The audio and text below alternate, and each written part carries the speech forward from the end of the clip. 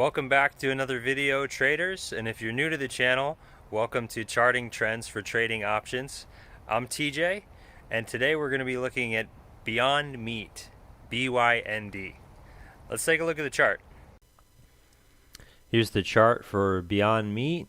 We're on the 4-hour, 180-day chart here. Let me just tell you about these trends, channels, and levels that I got going on. So this purple channel here is the coronavirus recovery channel. This white line here is the long-term downtrend, and I'll zoom out real quick just so you can see that. BYND has only been listed for going on 2-3 years now. They had an initial high in July of 2019. And we actually just tested that a few months ago in early October, but we are technically still on this long-term downtrend here.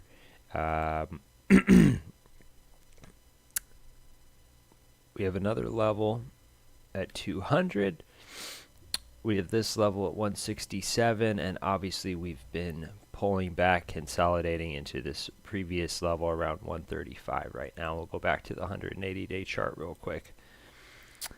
So the story for BYND has been, a story of growth this year, but also volatility.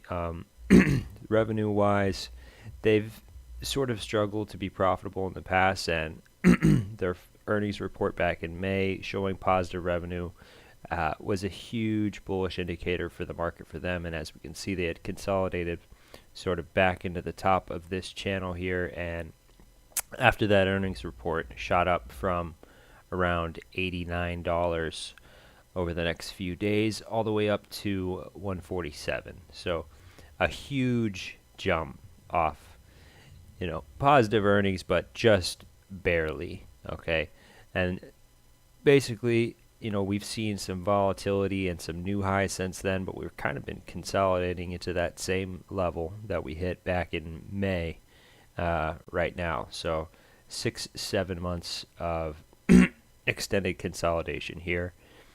And yeah, I think one of the main reasons for that is the lack of follow through. So the next earnings report, they were negative again.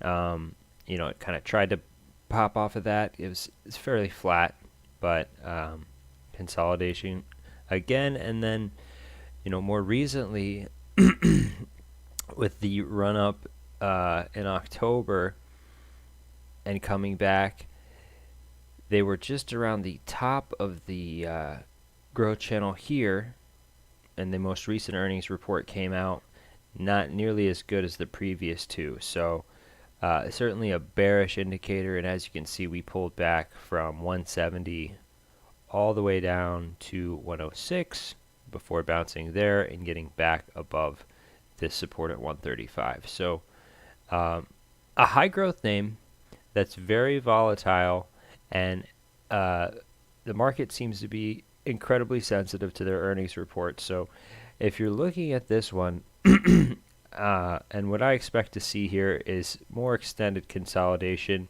around this 135 level. I mean, positive earnings got us up here. Since then, we've really just seen, volatility, speculation, sort of hope and despair. But what really moves this stock to me is positive earnings reports, or earnings reports in general. You get a positive one, you get a big jump. This one's flat, not much action. A negative earnings report, a huge drop. So I expect the next earnings report to be better than this one. And if we've continued to consolidate and we're still around this 135 support level, I'd expect to see a big jump off positive earnings report. Even something flat should be bullish because this is a young company. It's still sort of in its growth stages, but looking forward to next earnings report, which should be around February 9th. If this thing is still around 135, I'll probably take options the day before that earnings report, hoping to see a jump up, testing this, or who knows. The other big thing to watch here is just this long-term downtrend. We still have to break above that at some point before we can see new highs.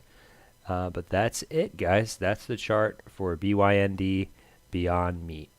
That's going to do it for this video, guys. Thanks for watching. I hope you enjoyed the video. If you did, please leave a like. If you have any questions or comments, comment below. I read all the comments, so if you have a question, I'll definitely get back to you. And if you want to see more videos like this one and other technical analysis, please subscribe.